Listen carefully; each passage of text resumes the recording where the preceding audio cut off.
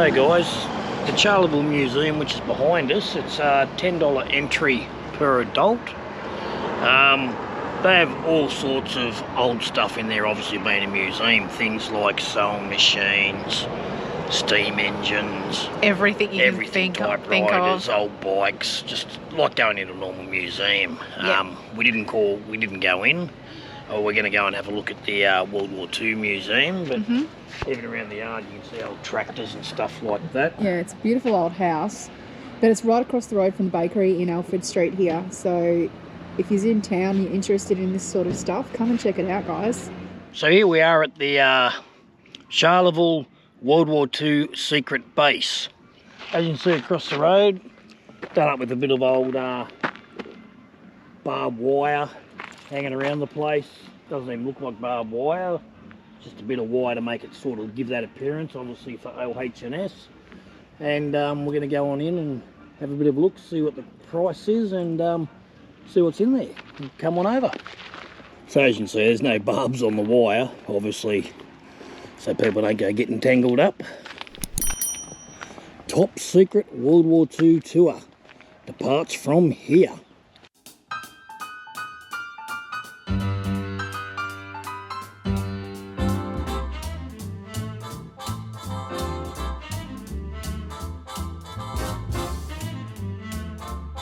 In memory of all the United States Army, Air Force and Australian servicemen who gave their lives to defend our country during the years 39 to 45, we will remember them, lest we forget.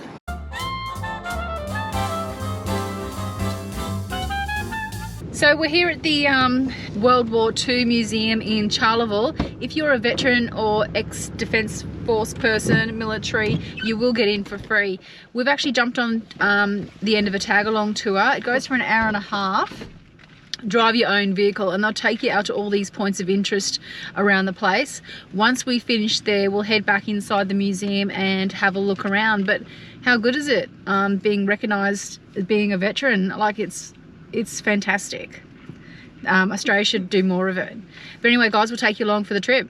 All right, thanks for coming on the tour. My name's Bill. I'll be taking you on the tour today. You'll be going around this base here. It was a World War II base during the war, an American base, so American Air Force.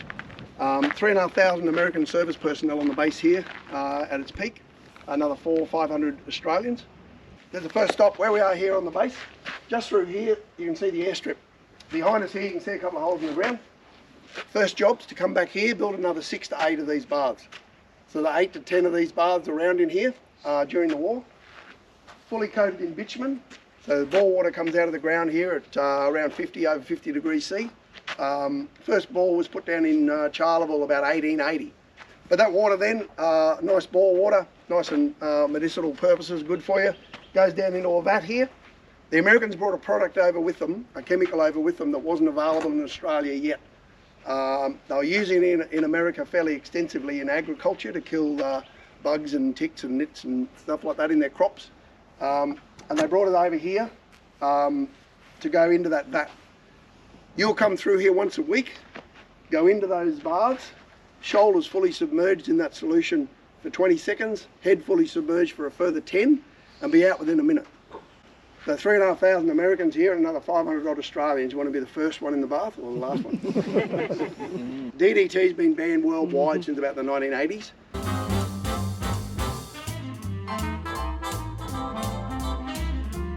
Now this is actually a kitchen. There's the mess hall and the kitchen off the side. So these are the American grease cookers went into these. That's a mess hall behind you there. Another mess hall behind that, up the back. Now the one up the back was for the higher ranked officers and the commanders on the base. So they can talk about the war, what's going on, what's happening without the cooks hearing about it, and then all of a sudden they put 2 and 2 together and get 6. And the Japanese are just over the hill and everyone's in a panic.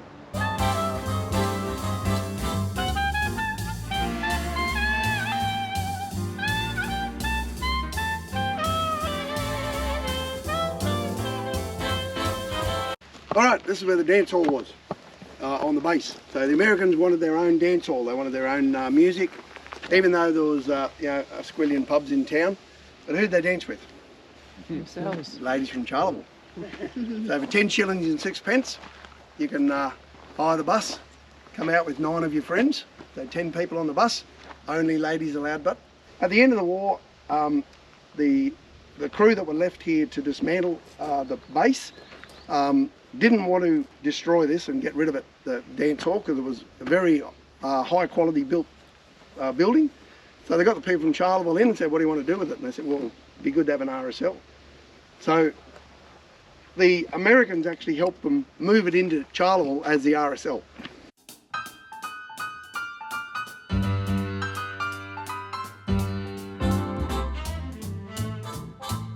Nobody knew what this building was for. The council actually came out, they were going to put an industrial estate in here. And you can see on the corner there, they tried to knock it down. That's about as far as they got. Because when the Americans were here, everyone in Charleville had to sign a secrecy oath that they wouldn't divulge anything about what was happening on the base here. And they took it to their grave. Wouldn't happen now, would it? Be on Twitter or Instagram. Or, guess what I found out today? So what this was for was to store the Norden bomb site in. Has anyone heard of the Norden bomb site? The Norden bomb site was designed and invented by a gentleman by the name of Carl Norden, hence the Norden bomb site.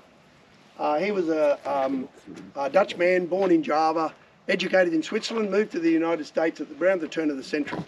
And he worked for Sperry gyroscopes in America. What they used them for back then, during World War I in particular, was for navigation on shipping. So if you imagine you're on a ship and you've got a compass there, you're going up and down the swells and the waves, the compass is going to be going like this. So you put it on a gyroscope, the boat can move around under it, the compass will stay dead still. The American Army approached Carl Norden and said, we want you to use your gyroscope technology and build us a bomb site that we can bomb from higher altitude and more accurately. Very high secrecy level. This base was used as a training base for bombardiers to learn how to use that Norden bomb site on it. So you can see that can move any way it wants in there. Inside of that has a spinner, spins around very, very fast, keeps that dead straight level. So whatever's moving on it, whatever that's fitted to, can move around under it, and that'll stay dead still. So if you've got a compass on top of that, you can be going around doing a rally drive, and the compass will stay dead still. We're in the actual museum now. We'll actually have a talk to the guy that just did the actual guide, and then we'll walk through and show you what's actually in here. Hey guys, I've got Abby here from the World War II secret base in Charleville. How are you, Abby? I'm pretty good. How have you guys been?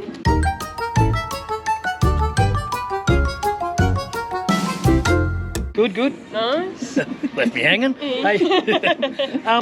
Just got a few questions. So, what is the World War II secret base all about, the exhibition here, and how long have you been here? What can people expect that are going to come up and see what happens, sort of thing? Yeah, so we're actually pretty new on our whole journey of being an exhibit out here. So we were opened, the building was finished in 2019, but as you can imagine, COVID had a pretty big impact. Yep. We did just finish our final installations through here last year and had our grand opening in September. So this is kind of our first year with everything all together moving forward. Oh, so you're fairly new, so it's only September last year you've sort of opened. Yeah, that we've just had the full exhibit and we're ready to go. That's why I haven't heard much about this actual exhibit. I'm ex-military myself, so I did 31 years in the Army. My wife did 20 years Navy Air Force. But I found it fascinating, the tour that we just went on, which you'll touch on in a minute. But yeah, I've never... Until we came into town, I think we got a brochure going, oh, what's that? We might go check it out, sort of thing. Like, it's not well publicised, so to speak. Yeah, well, we are still a top secret at the moment. We are working on that at the moment. That's been our huge goal for this year, is just presenting something that's good for everybody and they're going to enjoy it. Especially with war history out here, we really wanted it to be different. Usually when you go in, it's pretty static displays, whereas we want everybody to be involved. I think this morning we had a couple of kids in there in one of our sections just throwing sand around and like really enjoying the experience to kind of get them a little bit interested. Yep. So it's been pretty fun to do something new. And then if we talk about the tour, like just being able to go out there and see an original site is really incredible. We are wanting to get out there more and start communicating more with other war exhibits so we can start doing more together. So with your tours, how many tours a day do you do? We usually operate 3 tours a day that run for your hour, but today is notoriously our busiest day of the year. It's the start of the June school holidays, which is our prime season. So we've got 4 that we're all fully booked and even overbooked today. So we can run 4, but we like to keep it with 3 with smaller groups, so that way you get more one-on-one. Okay, and for the people that can't get onto a tour, say they're passing through and they ring up and you're booked out, can they do a self-drive tour? Like, is there a self-drive thing, or is it only the museum here that they can look at? We don't really have a self-drive because a lot of the sites we go to are on private property, and they are sites that we want to preserve, so we like to monitor who can go to them rather than just have someone random drive up and then ruin what we have. So we do have a few that are available to the public to drive around. You're welcome to drop in, and we're happy to show you where they are on our little maps that we have in there. We do always recommend doing the full experience so you know what you're looking at. But we know that some people are just quickly dropping by, so having the story, just dropping through here and having a look through the exhibit is going to give you the basis if you then want to go look at a couple of the sites there. Okay, so obviously guys, if you know that you're coming through Charleville or you're going to be in Charleville, jump on, you have a website, I take it? Next year we'll have our website. That's okay, you're on Facebook or anything? So we are on Facebook, and a lot of our stuff is through Experience Charleville, because we've got our exhibit here, the Cosmos Centre and the Bilbies. We're all council operated to bring people to the community, so we are all on that Experience Charleville page. So it depends what your preference is. Like, we have online bookings, you can do it all on your own through Experience Charleville or take you directly to our booking system. But if you do want to know a little bit more of what's going on, if your car is going to be suitable, all that finer detail, always feel free to give us a call. Or if you're unsure of your travels, I think lately today we've had a lot of, we're going to Longreach, are we going to have time? We'll try and help you out, and you're like, oh, you're probably not going to make it to this one, we can swap it around. So if you want it to be more personalised, always give us a call. We're more than happy to answer it. But if you just want to quickly book online, you're always more than welcome to. Okay, and you open all year round? All year round. For us during our peak season, so that's kind of going through March until probably looking at October for this year. That's 7 days a week. Weekends we just shut a little bit earlier at 3 p.m. Yep. But during the day 9 till 5, and then our off season we close for weekends, and the main facility is just open 9 till 3. Yeah, and one thing that I was really surprised with when we arrived, and this is how accommodating your staff are here, mentioned that we were both ex-military, and they said, oh, veterans, you get to come in for free. So we really appreciate that, and just letting the veteran community out there know that if you are coming through, come on in. They'll probably have a donation box or something. You can make a donation to the museum, or buy, I don't know whether, I haven't been in there yet, whether they've got any souvenirs. I've seen some drinks. Purchase some drinks, put some money back into the effort of what they're doing out here. But they also have, and we'll go through the prices in there, but they have pensioner discount and different prices in there. So we'll actually have a look at that and let you know what they are. But just remember, as with everything, prices do fluctuate and go up and down throughout the year. So what we show you now may not necessarily be the same next year. Yeah, it's pretty much nailed it on the head. But yeah, we are really proud of being able to offer free experiences for veterans and currently serving. I mean, for you guys it's cool, but for us it's really cool. You know, as a staff we kind of get excited. Sometimes we'll stress out a little bit for current serving members on the tour of like, oh, we're getting the planes right and stuff. But no, we really enjoy being a free experience for you guys to come through. I noticed you're repping the Air Force colours at the moment. Yes. She's ex-RAFI and ex-Navy. Whereas I'm Army, so I prefer the green. I mean, fair enough. My dad's ex-Navy, so we always you know, joke around that he didn't really do that much, but we're pretty happy that we've got it. Thank you for your time, really appreciate it. And guys, if you're coming to Charleville or you're out here, come on out and have a look. What we've seen so far has been wonderful. Now we're going to go inside and have a look at what is inside the shed. Queen Mary. Oh, how cool is this? So it's all interactive. You can go through and push buttons.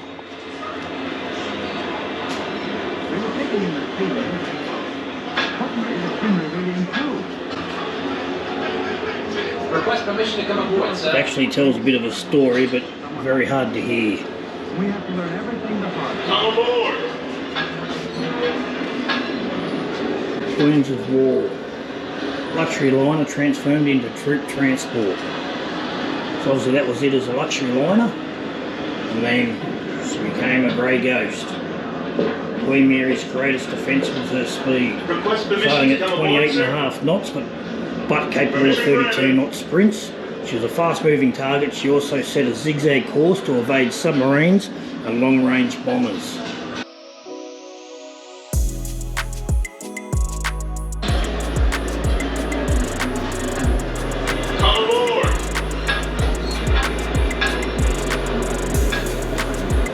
Well, that's not real fun.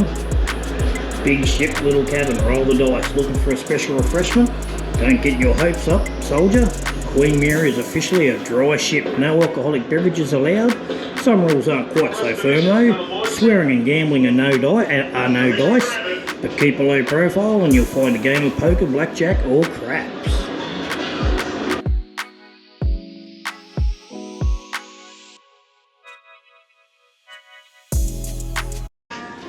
Welcome to Charlottesville, boys. I'm your commanding officer, Major Simrowski. When you interact with civilians or cits, you will be polite, courteous, considerate, but do not tell the cits why you're here or what you're doing. You're fighting the war, period. Lift my lid. Oh, baked beans. Get out the big pots. 1,000 people if you're an army cook. If you're hungry, we're about to feast on beef pie, baked potatoes, buttered corn, buttered bread, raisin and carrot salad, and the list continues. The army needs you to gain and keep your weight. You'll be fed about 4,000 calories every day. There's a reason the average US soldier gained 7 pounds in their first month of service. The cook's full of recipes and guidelines straight from Washington, DC. Pretty cool little place, a lot of information.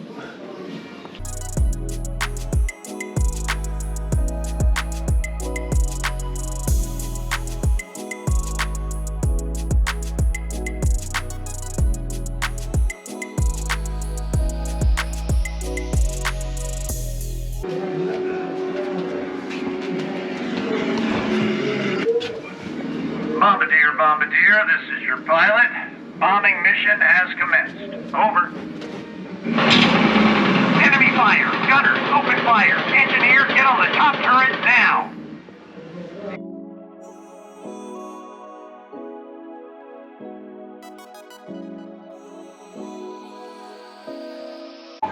The old dance or a bit of jive and a bit of swing.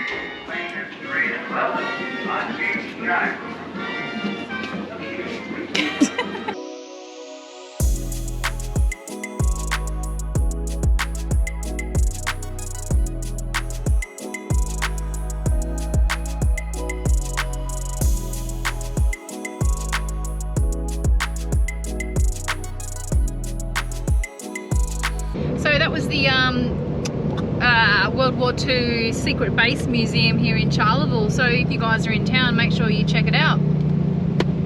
What do you think of it, David? Yeah, no, it was interesting. I didn't know anything about it, so it was good. Yeah, but we're back at the Caravan Park now where we're staying. It's called Charleville Charleville Bush Camping and Caravan Park. It's for sale at the moment for $950,000. 40 acres, 2-bedroom house, 36 site caravan park, 4 sheds and workshop, cottage, town water, office building, and you get your own bore. Whoa, and look, front gate, you can even get your little caravan out front. Come on down, have your own little caravan park runner while you're travelling Australia. Yep. At the moment they're charging $35 a night for power and water. Nice clean amenities, they're unisex, so showers and toilets are all in one building. They have a big communal fire pit that they fire up every night. Sunday nights was pizza night, tonight's damper night. You bring your own pizza and they cook them up in their wood fire oven pizza. Tonight they do damper and hand it out apparently.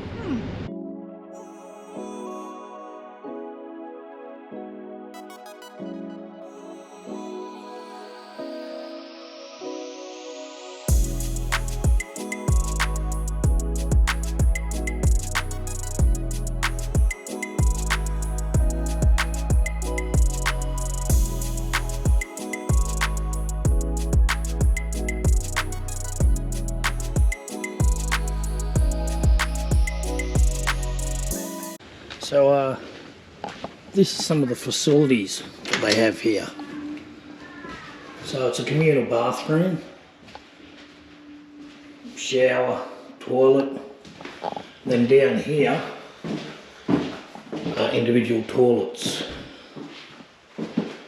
showers and showers. They have two of these blocks, one here and one over there.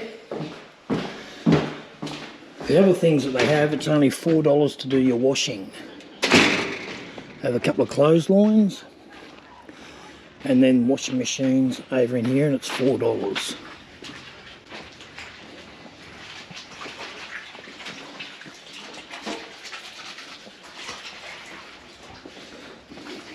Over here we have the communal fire pit.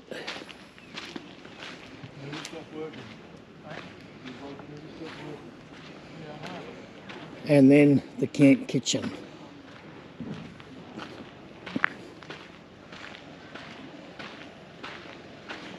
Camp ovens. Charlie's Cozy Corner. And a little book swap. So plenty of brochures of things to do around Charleville. So morning guys, we're at a little pub about 80 kilometres west of Toowoomba called the Bowenville Hotel. Now this is a great little stop if you're just passing through. It is, it's a free camp, but we call it free donation because they want you to eat in the pub and have a drink, and that contributes towards their monies. However, I think it cost us about, my steak was 32 bucks, Roz's palmy was 28. Also, the fact that a couple of beers and a couple of lemon lime bitters, I think we paid about 70 odd bucks in the end to stay here, so there probably is cheaper options. So it wasn't really a free camp, but it is an option if you don't have anywhere else to stay, and we've stayed here before. Yeah, I'll just give you a bit of a look around. That's looking back towards the back of the pub here, and you drive in here. Now this bus also pulled up last night and couldn't fit in. It's only a very small area. They reckon they can fit about 9 vans in here. I don't know how, but we're parked. We just reversed in this way, come around the garden here. So it only goes to the fence there. And out the back here there is a an old toilet and shower block, and plus an extra portaloo. There are toilets in the pub, but obviously of a morning it's closed. So this is the old toilet, shower here, and there's a washing machine to use as well. But yeah, there are toilets and showers in the back of the pub, but the pub doesn't open until 2 o'clock. So if you try and call as well, you might not get through until the afternoon. The pub is actually up for sale, so if you're interested in living out here in Bowenville, yeah, put an offer in. There we go, the Bowenville Hotel. Just another option for you guys if you need somewhere to stay. So guys, that's another episode. Hope you enjoyed it. It was quite funny, the lady that left me hanging for a handshake. First time it's ever happened to me. Anyway, it's come to the end and it's that time again. Joke time with Dave. Hey Roz. Yes, Dave. Do you know that it's illegal to laugh out aloud in Hawaii? Nope. You have to keep it to a low ha. And, you know, Roz, I'm not saying I'm attractive, but when I take my clothes off in the bathroom, I turn the shower on. Catches.